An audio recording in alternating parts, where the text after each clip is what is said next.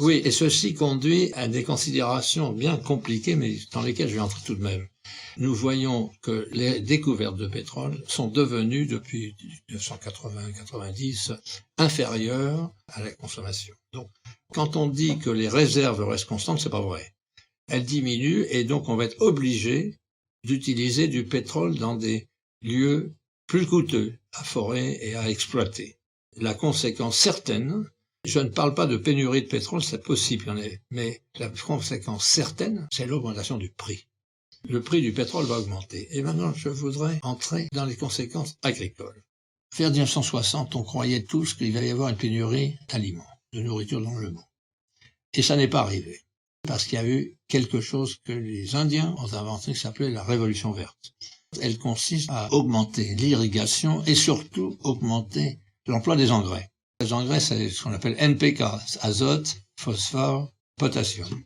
Et effectivement, cette politique a empêché toute famine depuis 1960. Bon, il y a des coins du monde, 1 milliard de gens qui n'ont pas assez à manger, on le sait, mais il n'y a pas de famine universelle, en particulier dans des grands pays peuplés comme l'Inde ou la Chine. 1 kilo d'azote engrais égale 1 kilo de pétrole.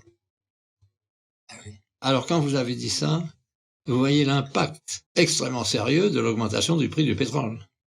Et d'ailleurs, quand il y a une augmentation du prix du pétrole en 2008, vous avez eu une famine, car les paysans ne pouvaient plus acheter d'engrais.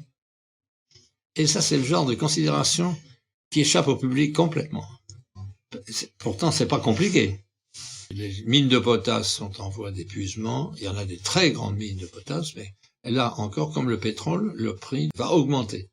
Et enfin, en ce qui concerne le phosphate, eh bien, il y a des mines qui sont en surexploitation.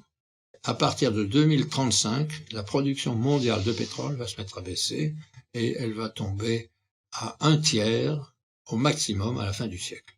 Donc ça veut dire que les 3 ingrédients principaux de la révolution verte vont voir augmenter leur prix. Et ça veut dire que les paysans qui vont souffrir. Et souffrir parce qu'ils vont voir le prix des engrais augmenter tellement qu'ils ne pourront plus les acheter. Ça, c'est pour moi une pénurie typique qui est passée sous silence complètement. On dit mais non, on saura nourrir la population. En fait, les gens qui disent qu'on saura nourrir la population ajoutent à condition qu'on ne mange plus de viande. À condition qu'on ne mange plus de viande parce que la viande, et surtout la viande de bœuf, est extrêmement coûteuse en eau et en ressources en général. Il faut, je sais pas, 1000 fois plus d'eau pour 1 kilo de bœuf qu'1 kilo de blé. Et donc, avec la croissance actuelle de la consommation en viande, surtout en Chine, eh bien, on ne va pas pouvoir supporter